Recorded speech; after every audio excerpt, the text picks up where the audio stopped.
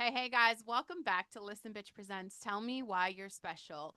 This is the arena where we don't let labels decide who we become. We take responsibility for choosing that because the truth is, some people are handed circumstances that could easily define their entire life. Limitations, labels, pain from the very beginning, and most people would understand if they just stayed hidden there. But some people don't. They push, they rise, they refuse to let what happened to them be the final story. You guys, God does not make mistakes. What looks like a limitation to the world, God will use as a platform. So if you've ever felt counted out, this conversation is going to resonate deeply within your soul. Today's guest is Thomas Moon. He is a speaker, an advocate, and someone who's been busting down barriers his entire life. Thomas, thank you for coming into the hot seat today. The starting point for you, I want you to tell us, give us your elevator pitch. Who are you? What do you do? And what makes you special? Okay, thank you. I'm Thomas, the short name Thomas. As you said, I'm a speaker and advocate, and basically my goal in life that I kind of learned over the last few years is I like to help people make a difference, and to me, I think that's kind of my reasoning for being on this earth is to make a difference in other people's lives so they can become just as amazing as I am. I mean, that's a hell of a mission. I'm not going to lie, Thomas. That's incredible. I let's start at the beginning, kind of your origin story. Take me back to your early life. What were you Okay, facing growing up? I was born in Pennsylvania with cerebral palsy, which is a disability. I could walk a little bit back then, and then over the years I got in a wheelchair. But after I was adopted, say about age 3, I went into foster care with my half brother, and we were there for a couple years until I went back to my biological dad and for about, I don't know, maybe a month or two or so. And then for some reason, he decides to kind of kidnap or whatever you call it, take me and my half brother down to Florida where we stopped at a McDonald's. We were kids, so we That's ordered fun. food. We were kids. We stopped at the McDonald's. Everything was going just good for us. We were playing, and my dad says he had to use the bathroom. So he went to the bathroom. We thought nothing of it. 2 hours passed, and he never came back. And people next to us wondered what was going on. And so they ended up calling the police or whatever, and they ended up putting us back in the fountain where I stayed until I was about 11 going to 12 when I was adopted by the Moon family. And that day kind of changed my life because before that, because of my disability and being in foster care is difficult itself, but having a disability in foster care was extremely difficult on me. People thought I was stupid, would go nowhere in life, just would not give me the opportunity. So after I met the Moon family and was adopted, they started believing in me. They knew family and friends supported me, said I could do whatever I wanted to. And that's what I did. I went and got a regular high school diploma. I went and got a graduated college with a bachelor's degree in business management. I moved out on my own. I started a few businesses myself, and now I'm pretty much doing speaking and just advocating, going around as much as they can, making a difference in people's lives. Because we all need a little pick up here and there. Because life knocks us to our knees. And I try to teach them that. Hey, I've been down in the trenches. I had my limitations. But I made it and I'm still making it. So you had no excuse. Yeah. You're speaking to my audience. Like everything you're saying right now is the exact message that I love to capture in the show. And I just want to say, Thomas, I was in the system in they called it proctor care, but it was still Okay. like foster families. And Yes. I totally understand. Like it's already a difficult situation because you're dealing with rejection, right? You're dealing with rejection of like your mom's not there, your dad's not there, normal people Yeah. that were called to love us. Like we're already rejected and then we're put in a space where people aren't going to see you as an individual.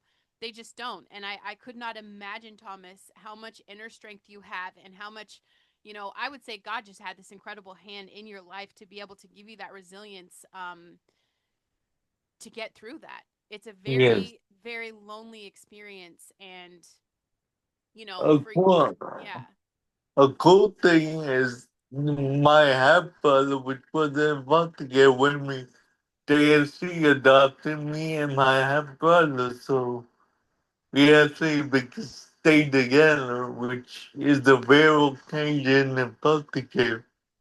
yeah, But a cool story is like in foster care, a lot of kids they get their mindset that the world's kind of out to get them. yeah, And me and my brother chose like different paths.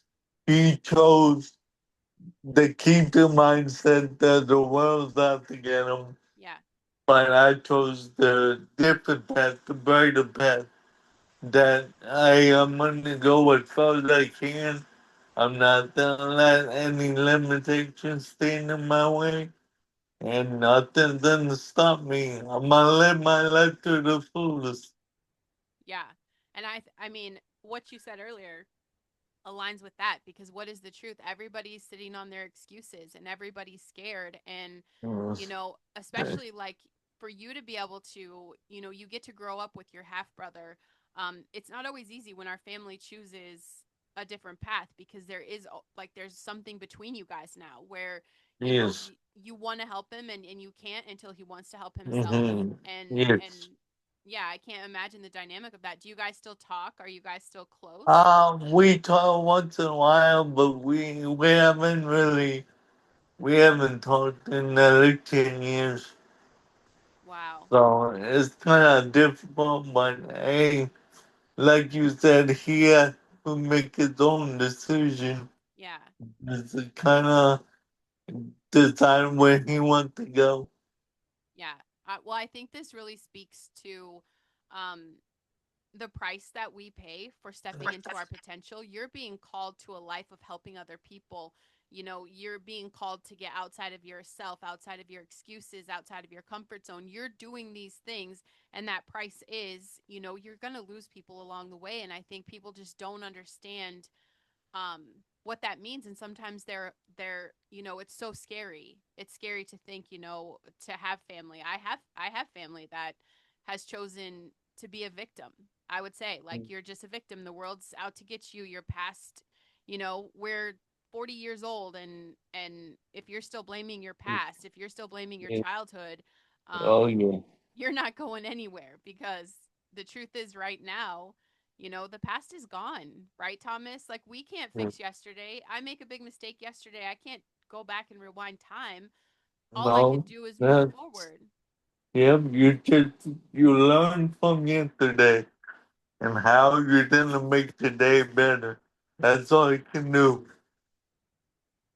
Is it the belief that your adopted family, the Moon family, is it their belief in you that made you decide that you were never going to stay limited by your cerebral palsy, by your past, by your childhood experience? What It really got what woke you it. up?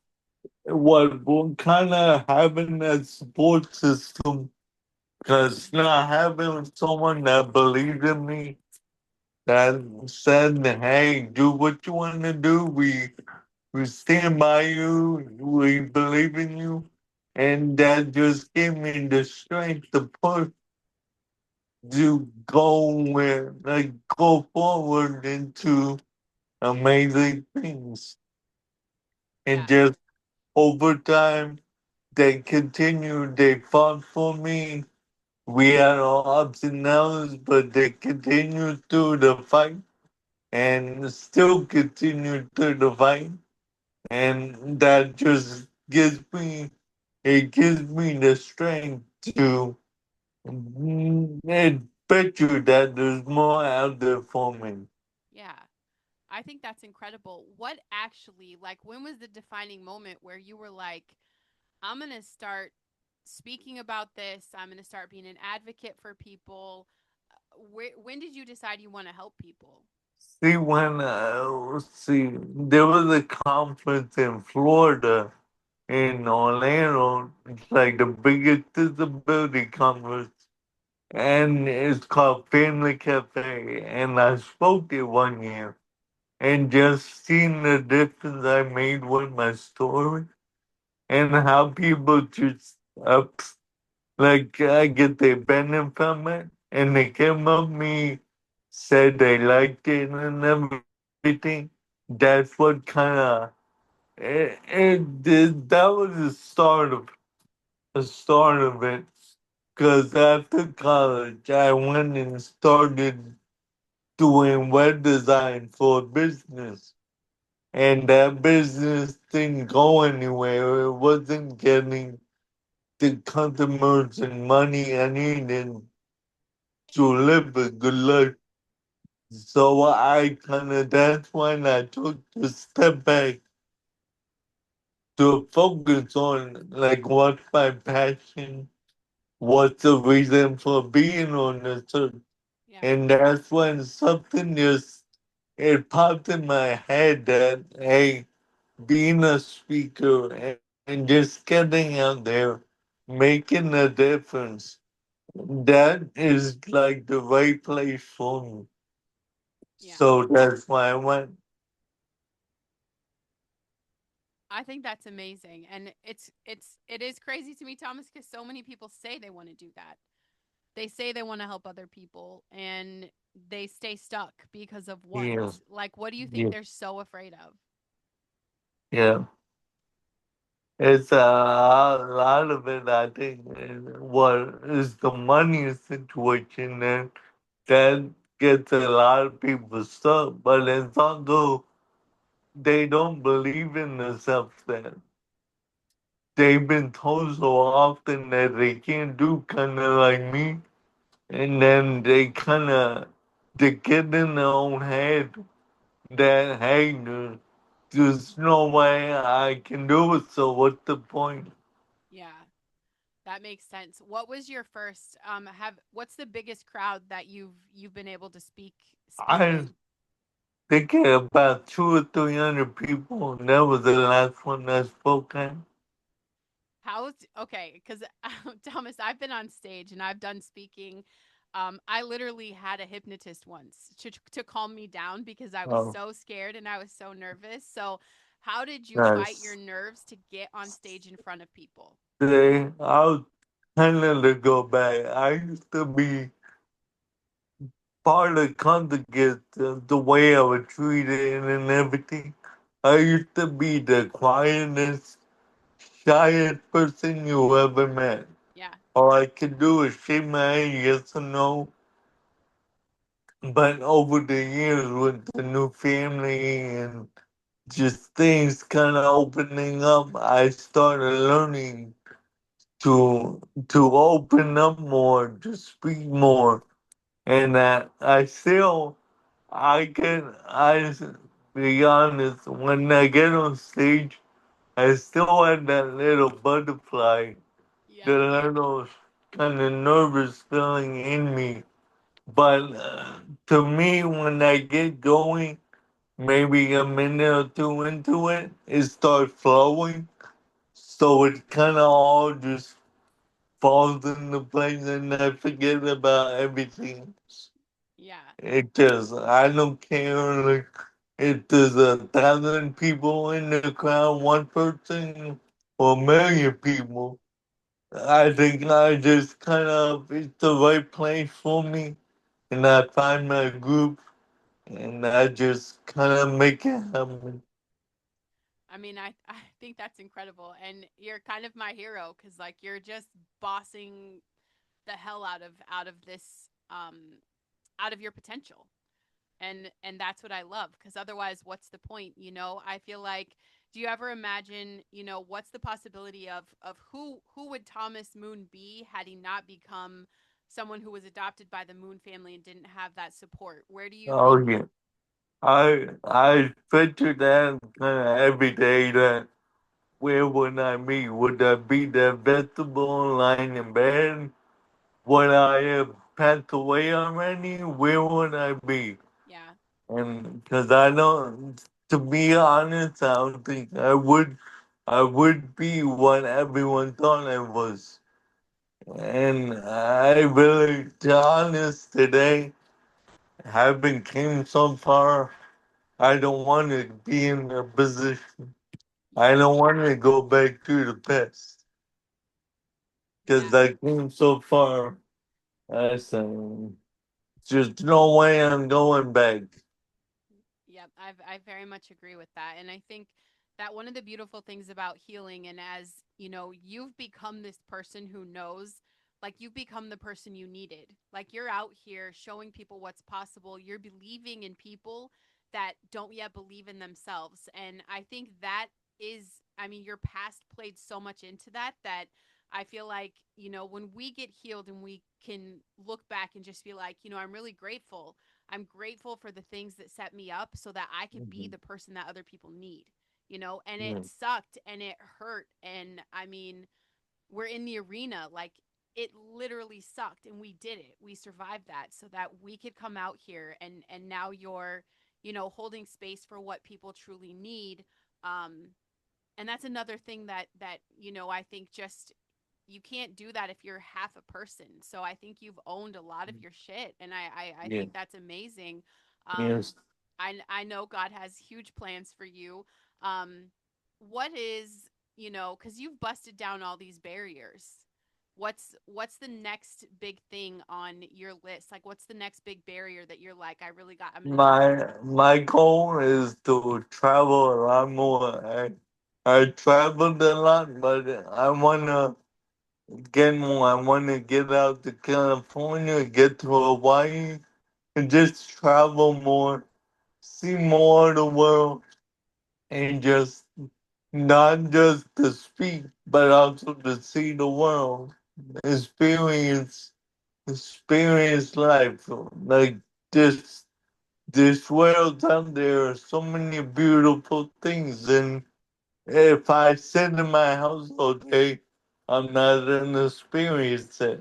Yeah, So that's kind of what I want to see is I want that goal. It's right now things, and ups and downs is not in that position yet where I could do that. yeah. But that's definitely a goal of mine is to make it happen. And it will happen. That with the mindset I have, I know it will happen. Oh, I have no doubt, and I'm definitely going to be praying for your journey because I think I mean, you're just a badass, and who couldn't be inspired by that? I want to change gears a little bit, Thomas, because I want to talk about like for you to speak to my audience today. I want you to talk to us about what some of the biggest misconceptions people have about someone with a disability. Well, okay. Well, a lot. Kind of, it's a two-parted thing because people think people are definitely in wheelchairs or people with disabilities they can't do like everyone else. So, like queuing just as easy as queuing a box of pizza or pouring a soda, simple things like that. People kind of still they don't see how someone in my condition can do that. Yeah. But I learned with the situation I was a few years ago. Just a friend of mine who he has like shakes. He shakes a lot, Okay. and I seen him one day. He wanted to pour a can of soda. And when you think most people, when you think of pouring soda, they put the glass on the counter and they pour the can of soda into the glass.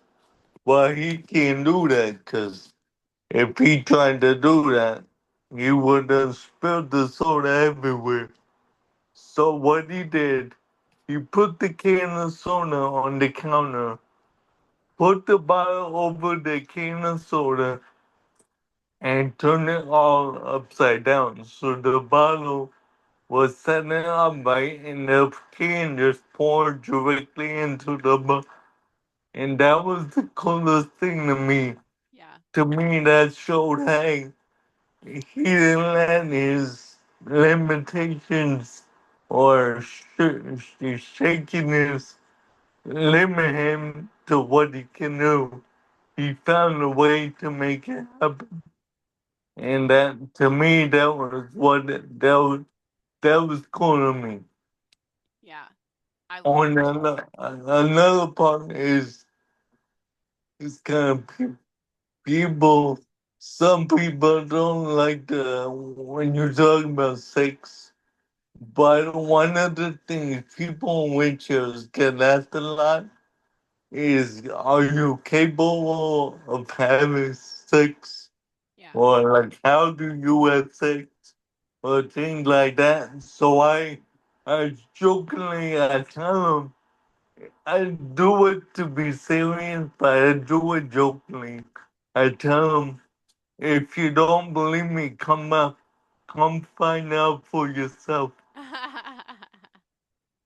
So, but I want people to see that, hey, it's possible. Yeah, you may do things different, Yeah. but it's still possible to Yeah. do things.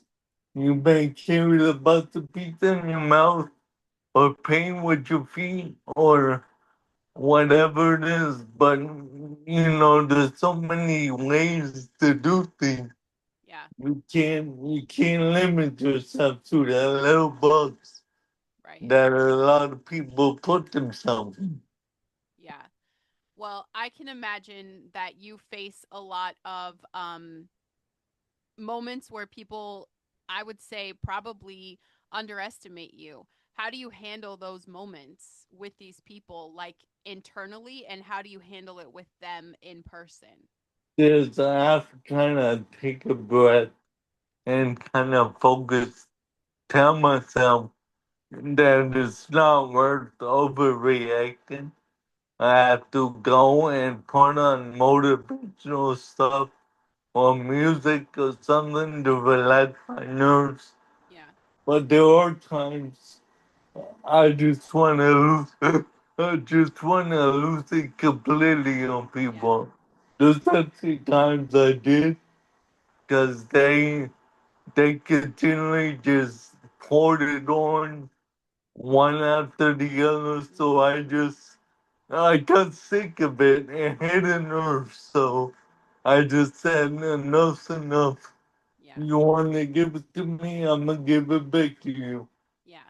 But I'm more like you was asking is, I put on like motivational stuff for music, something I kind of can't get into, even going to the gym, something that just relaxes me and gets my mind out of everyday things. Yeah. That's what calms my nerves and gets me away from the garbage in life. Yeah. I mean, that's, you really have it figured out, and I think that's incredible. And it's easy. I want the audience to understand, like, people that can't understand people in their situations and can't see them, and people that are underestimating other people, they're speaking from their own shallowness, they're speaking from their own limitation. And it's usually the people who are doing nothing with their life, who are, aren't going anywhere, who are Yes. the worst in our human experience. So if you could just remember, that that's kind of your middle finger to them, is like, you're showing me who you Yeah, are, I'm and you're miserable if you can't see the see that impact I'm having. those people that told me I couldn't do, Yeah. I would love to personally go back and just like Show them. stand in front of them and show them, Mhm. hey, I became something you thought I would never be. What Right. you think now? Yeah. Just see the response. Yeah. I mean, that's the humanity in us. We'd always like to Yeah. show the people who counted us out Yes. that we did it, but the truth is, you have so many, like you said earlier, keeping your eyes ahead. That's exactly Yes. where your power is. Um Yes. my last question, because we're coming up on our time here, it's kind of a two-part question. Like, number one, how do you define strength now, and what would you say to my listener right now who feels limited by their circumstance? Um, I get the way I define strength is just waking up in the morning and choosing to get out of bed and live your life. Basically, you're gonna struggle, you're gonna trip and fall, but to me, strength is when you get knocked to your knees, you choose to get back up and keep moving forward. That's what strength is now to me, is just that choosing to be that better you and move forward no matter what. I think that's powerful. Um, Thomas, I'm going to tell you what I think makes you special. And it's not just what you've been through, it's what you've decided to do with all of that. You were given every single reason to stay stuck, to feel sorry for yourself, to feel limited, to hide behind your excuses, and to let your story literally stop you. And you didn't. You have chosen to rise, you've chosen to push, you have chosen to break through every barrier in front of you. And I think that if I was going to define strength today, I would tell people about you, because I think this is badass. And now you're showing people literally that they're not as limited as they think they are. The world needs more people like you, and I am going to continue for God to bless your journey and your voice so you can touch as many people as possible. To everyone listening, you guys are not your limitations. God did not create you to stay stuck in what happened to you. He created you so you could rise, so you could grow, and to become more than anyone expected. um, you're called to be bold and to be resilient and to be the strength that Thomas encompasses. Okay, your mess is your message. Even the pain, even the struggle, even the things that tried to hold you back, and that's where your strength is built. If you've been feeling the pull to use your voice, please get resourced in my show notes. Okay, I will help you craft your story, and whatever it's going to become, we'll do this the right way. Um, Yes. Thomas, where can people find you? Where can they follow you? There's one thing I wrote a book, so it's kind of also what people need to pick up. They can find my book on Amazon or on my website. It's called The Squeaky Wheelchair, and it's pretty much talking about the disability community, about my life, how I did it, but I talk about how others can just live their life to the fullest, whatever limitations you're facing, white, black, disability, whatever it is. Just having that strength and what you can do to make your life amazing to the fullest. And that you can find on my website, which is www.disabilityspeaker.org. And there you learn more about me, see testimonials, If maybe you have somewhere you want me to come speak or just come to you that'll help you, just reach out to me and say, my life's a shit. I need a pickup. What can you do for me? And I'll be there for you. And that's just who I am. I'm gonna be there for you rather than have you just face it all yourself. Yeah. So also you can find me on Facebook. I have Facebook under TJ Moon. I think it's also Thomas Moon. It's like the same Facebook. But you can follow me there. You can definitely, I have a group on Facebook called Inspire Me. And there I am, not just me, but many other people throughout the world posting things inspirational, motivational, about news, about things in life that are good and bad. And you can get everything there. So that's a good place, a good way to find me and hopefully get the pickup you need. Yeah. I love that. And you guys make sure that you share this episode, okay? Share the episode out because there's someone that needs to hear from Thomas that Thomas and I can't reach without your help. So don't be selfish. Share the show. It Yeah. takes a few seconds. Make sure you leave a review. And if you guys are ready for the hot seat, come tell me why you're special. Thomas, thanks again. This was amazing. Thank you for speaking life into my audience. Thank you.